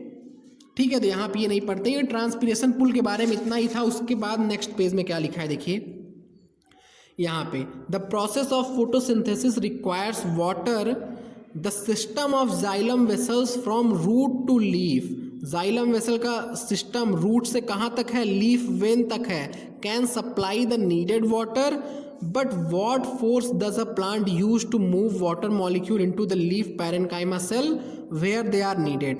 बोल ये रहा है क्वेश्चन में कि लीफ वेन तक तो वाटर आ गया। देखिए ये क्या है, लीफ है, इस लीफ में ये क्या हुआ, मिड ड्रिप हुआ, मिड ड्रिप से ये लीफ के वेन तक तो आ गया पानी, तो ये वेन से सेल में कैसे मूव करेगा, वेन से सेल में कैसे मूव करेगा, तो वही अपना पुराना नियम, high water concentration to low water concentration, वही आगे लिखा है। देखिए as water evaporates through the stomata, water क्या होगा, स्टोमेटा के थ्रू इवापोरेट होगा, since thin film of water over the cells is continuous, it result in pulling of water molecule by molecule into the leaf। क्या लिखा है यहाँ पे कि ये जो कॉन्टिन्यूअस वाटर स्ट्रीम होगा और रिजल्ट क्या होगा, पुलिंग ऑफ वाटर हो जाएगा molecule by molecule into the leaf from the xylem. देखिए जाइलम से क्या करेगा, ये water molecule by molecule pull करेगा और इसी तरीके से high water concentration to low water concentration movement of water होगा। Also because of lower concentration of water vapour in the atmosphere, atmosphere में वाटर वेपर का कंसंट्रेशन लो होगा as compare to sub stomatal cavity, जो stomata की cavity होती है उसे ही हम लोग सब स्टोमेटल कैविटी बोलते हैं। ठीक है, थ्रू सब stomatal cavity and intercellular spaces water diffuses into the surrounding air, water कहाँ जाएगा, सराउंडिंग एयर में जाएगा। दिस क्रिएट्स अ पुल, ये क्या क्रिएट करता है, एक खिंचाव क्रिएट करता है, एक पुल को क्रिएट करता है। ठीक है, ये मैंने पढ़ के भी बता दिया, इसमें कुछ मेन नोट करने लायक नहीं है। नोट करने लायक जहाँ से क्वेश्चन बन सकता है नीट में वो एक दो पॉइंट लिख देते हैं, जैसे rate of transpiration pull, rate of transpiration pull को टीपी हम लिख रहे हैं, आप पूरा लिख लीजिए। रेट ऑफ ट्रांसपिरेशन पुल कितना लिखा हुआ है, तो 15 मीटर पर आवर लिखा था ना, अभी आपने देखा rate of transpiration pull 15 metre per hour है। उसके अलावा एक पॉइंट यहाँ लिखा है कि measurement reveals that force generated by transpiration can create pressure sufficient to lift a xylem sized column of water over 130 metre high. Xylem sized column मतलब क्या है, जाइलम जितना थिन है उतना थिन कॉलम से 130 मीटर हाई तक water को transpiration pull के थ्रू खींचा जा सकता है। मतलब ट्रांसपिरेशन पुल से जितना प्रेशर जनरेट होता है, ट्रांसपिरेशन पुल से जितना प्रेशर जनरेट होता है उस प्रेशर से वाटर को जाइलम साइज्ड कॉलम में, जाइलम जितना पतला कॉलम है उतने पतले कॉलम में 130 मीटर हाई तक वाटर को क्या किया जा सकता है, पुल किया जा सकता है। तो हम यहाँ पर लिख सकते हैं पुल ऑफ ट्रांसपिरेशन, वो जो स्टेटमेंट लिखा था अपने हिसाब से लिख देते हैं कि pull of transpiration result in movement of water over, result in movement of water over 130 metre high. Transpiration pull के थ्रू वाटर को 130 मीटर हाई तक पुल किया जा सकता है। इसके अलावा एक पॉइंट और लिखा था कि water is transient, transient means क्या होता है, अस्थायी होता है। ट्रांजिएंट क्यों है, क्योंकि less than 1% water, less than 1% H2O क्या होगा, यूज्ड इन, अब शॉर्ट में यहाँ पे हम लिखेंगे, आप पूरा लिखिए, used in photosynthesis, respiration and plant growth. Less than 1% H2O used in photosynthesis, respiration and plant growth, और मोस्ट ऑफ इट, दूसरा क्या हो जाएगा इसका, मोस्ट ऑफ इट मतलब क्या, मोर देन 99%। मोस्ट ऑफ का मतलब क्या हो जाएगा, मोर देन 99% लॉस्ट थ्रू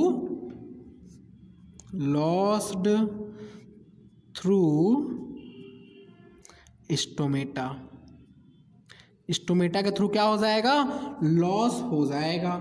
या फिर तो इसी को हम क्या लिख सकते हैं, ट्रांसपिरेट हो जाएगा, ट्रांसपिरेट थ्रू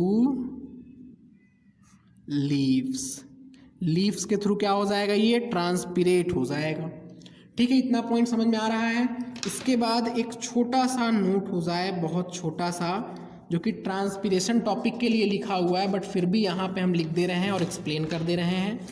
ये कोबाल्ट क्लोराइड के बारे में, ये अभी हमने जो रबर बैग लगाया था, वहाँ पे कॉटन लगाए थे, वहाँ पे जो फर्स्ट एक्सपेरिमेंट देखा रूट प्रेशर का, वहाँ पे रबर बैग या फिर तो कॉटन लगाया था ना, तो वहाँ पे हम पॉलीथीन बैग भी लगा सकते हैं। देखिए आप क्या लिखा है, you have studied transpiration in an earlier class 10th में दिया है, by enclosing a healthy plant in polythene bag.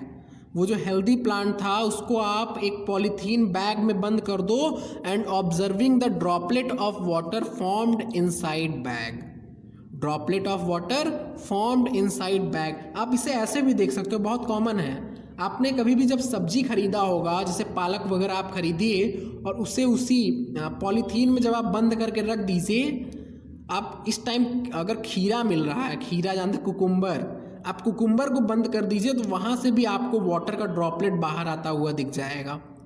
कोई भी आप सब्जी रखिए तो वहाँ से क्या होगा, वाटर ड्रॉपलेट, अगर आपने पॉलीथीन बैग में पैक करके रखा तो ड्रॉपलेट ऑफ वाटर आपको दिख जाएगा। इसके अलावा आप कैसे देख सकते हैं ट्रांसपिरेशन को, you could also study water loss from a leaf using cobalt chloride paper. और ये इंपॉर्टेंट है, क्वेश्चन बन सकता है कि ट्रांसपिरेशन को कोबाल्ट क्लोराइड पेपर्स के थ्रू हम लोग देख सकते हैं। और ये होता क्या है, एक पेपर है जो कि वाटर को एब्जॉर्ब करने पे अपना कलर चेंज कर देता है। तो इसी पॉइंट को मैं नोट में लिखूंगा। हम इस कोबाल्ट क्लोराइड पेपर को एक्सुडेशन में भी यूज़ कर सकते हैं, मींस ब्लीडिंग और गटेशन को भी चेक करने के लिए यूज़ कर सकते हैं। तो क्वेश्चन कहीं से भी आ सकता है। आपको कोबाल्ट क्लोराइड पेपर याद रखना है कि COCl2 पेपर, या फिर तो इसी को आप बोलेंगे कोबाल्ट क्लोराइड पेपर। ये जो कोबाल्ट क्लोराइड पेपर है ये क्या करता है, turns colour on absorbing, turns colour on absorbing water, water को एब्जॉर्ब करने के बाद ये क्या करता है, अपने कलर को चेंज कर देता है, अपने कलर को चेंज कर देता है। आपको इतना ही पॉइंट याद रखना है, आप क्वेश्चन में क्या लिखता है उस हिसाब से आप देखिएगा। अगर ट्रांसपिरेशन में पूछा तो ट्रांसपिरेशन में भी आप यूज कर सकते हैं। इसके अलावा गटेशन और ब्लीडिंग में भी आप इसे यूज कर सकते हैं। इसके बाद एक पॉइंट है translocation of mineral ions. Translocation of mineral ion को, ये बहुत ही छोटा सा टॉपिक है, ट्रांसलोकेशन ऑफ मिनरल आयंस, क्योंकि जो भी पॉइंट हमने यहाँ पे पढ़ा है वही पॉइंट्स वहाँ पे भी हैं। बस हम नोट्स हमने लिखा हुआ है, तो एक बार जल्दी जल्दी हम लोग नोट्स को पढ़ लेते हैं, ठीक है। देखिए next topic, translocation of mineral ion. ये 15.5.2 ऑफ NCERT में दिया है। ये टॉपिक मैं चाहता हूँ आज ही ख़त्म हो जाए, क्योंकि इसमें कुछ इम्पोर्टेंट लिखा ही नहीं है, और जो भी लिखा है हम पहले से ही पढ़े हुए हैं। देखिए, mineral ion transported up the plant stem to all parts of plant through transpiration stream. ये मैंने पहले ही बता दिया एसेंट ऑफ सैप में ही, कि सैप मीन्स होता है वाटर प्लस मिनरल, इसीलिए मिनरल का ट्रांसपोर्टेशन ट्रांसपिरेशन स्ट्रीम में ही हो जाता है। इसमें मेन पॉइंट इतना ही लिखा है। इसके अलावा और भी कुछ पॉइंट्स लिखे हैं, हम उन्हें भी देख लेते हैं। इसमें कुछ एक्स्ट्रा नहीं लिखा है। क्या लिखा है नेक्स्ट पॉइंट, कि सिंक फॉर मिनरल आयन क्या है, सिंक मीन्स वो प्लेस जहाँ पे मिनरल आयन यूज होते हैं। तो सिंक फॉर मिनरल आयन क्या हो जाएगा, ग्रोइंग रीजन, जैसे एपिकल मेरिस्टेम, लैटरल मेरिस्टेम हो गया। Apical meristem means shoot tip, और लैटरल मेरिस्टेम मीन्स जो सेकेंडरी ग्रोथ के लिए रिस्पॉन्सिबल होता है। Apical meristem root and shoot tip, root का टिप और शूट का टिप, और लैटरल मेरिस्टेम जो कि सेकेंडरी ग्रोथ के लिए रिस्पॉन्सिबल होता है, यहाँ पे रिक्वायर्ड होगा मिनरल आयन। यंग लीव्स में रिक्वायर्ड होगा, developing flower, fruit and seed को रिक्वायर्ड होगा, और स्टोरेज ऑर्गन को रिक्वायर्ड होगा। सिंक मीन्स जहाँ पे ये जाके यूज होंगे या फिर तो जहाँ पे जाके स्टोर होंगे। ठीक है, इसके बाद नेक्स्ट पॉइंट है लोडिंग ऑफ मिनरल। तो लोडिंग मीन्स होता है मिनरल आयन का जाइलम में एंट्री। और इसके बाद हम टॉपिक पढ़ेंगे अनलोडिंग ऑफ मिनरल, और अनलोडिंग मीन्स होता है जाइलम वेसल से मिनरल की एग्जिट। लोडिंग मीन्स एंट्री हो जाएगी और अनलोडिंग मीन्स एग्जिट हो जाएगी, दोनों जाइलम से हम देखेंगे। लोडिंग ऑफ मिनरल, तो लोडिंग ऑफ मिनरल कहाँ पे हुआ था? रूट हेयर में हुआ था। लोडिंग रूट हेयर में हुआ था, मीन्स मिनरल प्लांट के बॉडी में रूट हेयर पे आया था और फिर जाकर के जाइलम में आया था। और ये किसके थ्रू हुआ था? एक्टिव और पैसिव अपटेक के थ्रू हुआ था। हमने देखा था कि मोस्टली एक्टिव होता है, आज के ही लेक्चर में मोस्टली एक्टिव होता है और सम अमाउंट पैसिव में भी होता है। अनलोडिंग ऑफ मिनरल कहाँ होगा? At fine vein ending. ये जो वेन था लीफ का, ये जो लीफ का वेन था, इस वेन के एंडिंग से अनलोडिंग होगा। इस वेन से इधर की तरफ सेल्स को ऐसे ऐसे अनलोडिंग होगा फाइन वेन की एंडिंग से। और ये जो होता है प्रोसेस थ्रू डिफ्यूज़न होगा and through active uptake by cell. Cell के थ्रू या फिर तो डिफ्यूज़न में चला जाए, डिफ्यूज़न से चला जाएगा सेल में। डिफ्यूज़न मीन्स पैसिव प्रोसेस, या फिर तो एक्टिव अपटेक होगा सेल के थ्रू। ठीक है, तो यही पॉइंट्स यहाँ पे लिखा हुआ है, हम दिखा दें। ये देखिए ट्रांसलोकेशन ऑफ, हाँ यही टॉपिक है, यहाँ वही लिखा हुआ है मैंने कि एक्टिव होता है थ्रू सिम्प्लास्टिक और पैसिव होता है थ्रू एपोप्लास्टिक। तो ट्रांसलोकेशन ऑफ मिनरल आयन में देखिए यही पॉइंट यहाँ पे लिखा हुआ है कि ये ट्रांसपिरेशन स्ट्रीम से जाएगा। इसका सिंक के बारे में बता दिया, फिर बताया अनलोडिंग ऑफ मिनरल कहाँ होगा? फाइन वेन एंडिंग के थ्रू होता है। उसके बाद ये जो पॉइंट लिखा है मोबिलाइजेशन, इस टॉपिक को मिनरल न्यूट्रिशन चैप्टर में हम देखेंगे। हमने लेक्चर अपलोड कर दिया है, वहाँ पे हम जब एक्सप्लेन किए हैं तो वहाँ भी ये डिटेल में दिया है, पहली बात। दूसरी बात, वहाँ पे जब हम एक्सप्लेन किए हैं तो हम यहाँ का भी टॉपिक वहाँ पे बताए हैं कि यहाँ पे भी एक जगह पे ये पॉइंट लिखा हुआ है। तो इस पॉइंट को हम मिनरल न्यूट्रिशन चैप्टर में ही पढ़ेंगे, या फिर तो जिन्होंने चैप्टर पढ़ लिया है, हमने लेक्चर अपलोड किया है, उन्हें ये पॉइंट पढ़ने पे समझ में आ रहा होगा, उन्हें ये पॉइंट समझ में आ रहा होगा। इसका मैं ओवरव्यू दे दूं, थोड़ा सा मैं इंट्रो दे दूं। तो देखिए आप देखते होंगे नॉर्मल जो ह्यूमन की सोसाइटी में हम ऑब्जर्व करते हैं कि जब पेरेंट एजेड हो जाते हैं बहुत ज़्यादा, तो वो सब कुछ अपने बेटे को या फिर तो अपने फैमिली को दे देते हैं। तो उसी तरीके से प्लांट में भी होता है, जब कोई भी लीफ ओल्डर हो जाता है या फिर तो जब वो सेनेसेंसिंग हो जाता है, मीन्स सेनेसेंस मीन्स होता है एजिंग ऑफ लीफ, तो जब उसकी एज हो जाती है तो उसमें से ओल्डर डाइंग लीव्स मतलब जो मरने वाले होते हैं, मतलब जो जिनकी लाइफ स्पैन लगभग पूरी हो चुकी है, वो अब फॉल हो जाएंगे प्लांट से। तो वो लीव्स क्या करते हैं? मिनरल आयन को अपने सेल्स से निकाल करके निवर लीफ को दे देते हैं।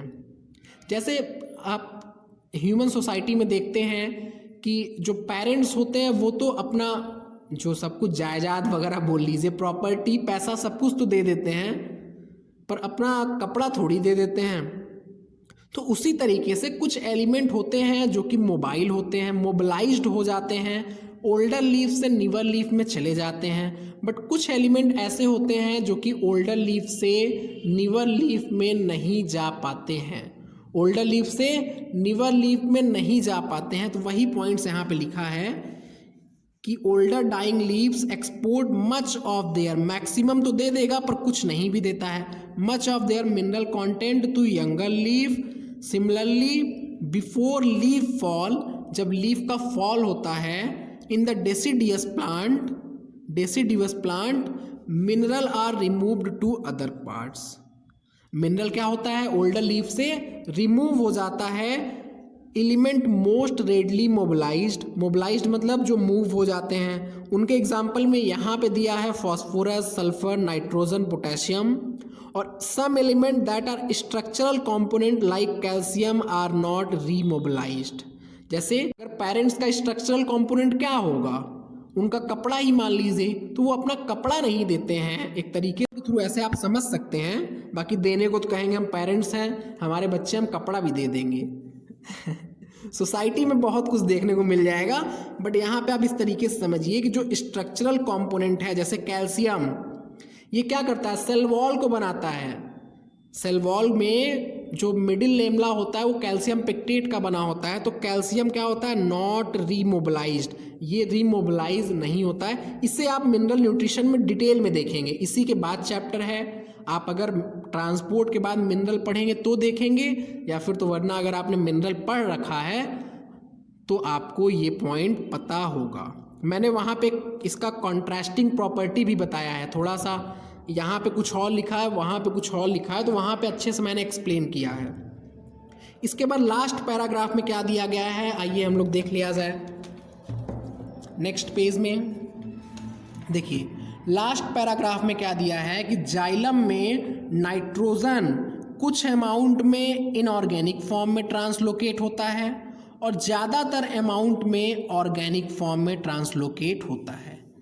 जाइलम में मिनरल आयंस का ट्रांसलोकेशन होगा तो नाइट्रोजन कुछ अमाउंट में इनऑर्गेनिक फॉर्म में ट्रांसलोकेट होता है और ज़्यादातर ऑर्गेनिक फॉर्म में होगा। ऑर्गेनिक के एग्जाम्पल में अमीनो एसिड हो गया, या फिर तो अदर कंपाउंड का एग्जाम्पल हो जाएगा अमाइड्स एंड यूराइड्स। हमने अमाइड्स एंड यूराइड्स क्या होता है मिनरल न्यूट्रिशन चैप्टर में है, तो वहाँ बताया है। आप यहाँ पे ऐसे लिख लीजिए, वहाँ पे आपको समझ में आएगा। अमाइड्स एंड यूराइड्स जो होता है वो क्या है, ऑर्गेनिक फॉर्म है और ये जाइलम के थ्रू होता है। मोस्टली जाइलम में देखिए यहाँ पे ऑर्गेनिक फॉर्म हो रहा है। इसके अलावा जो फॉस्फोरस और सल्फर है उसका मोस्टली इनऑर्गेनिक फॉर्म में ट्रांसलोकेशन हो रहा है।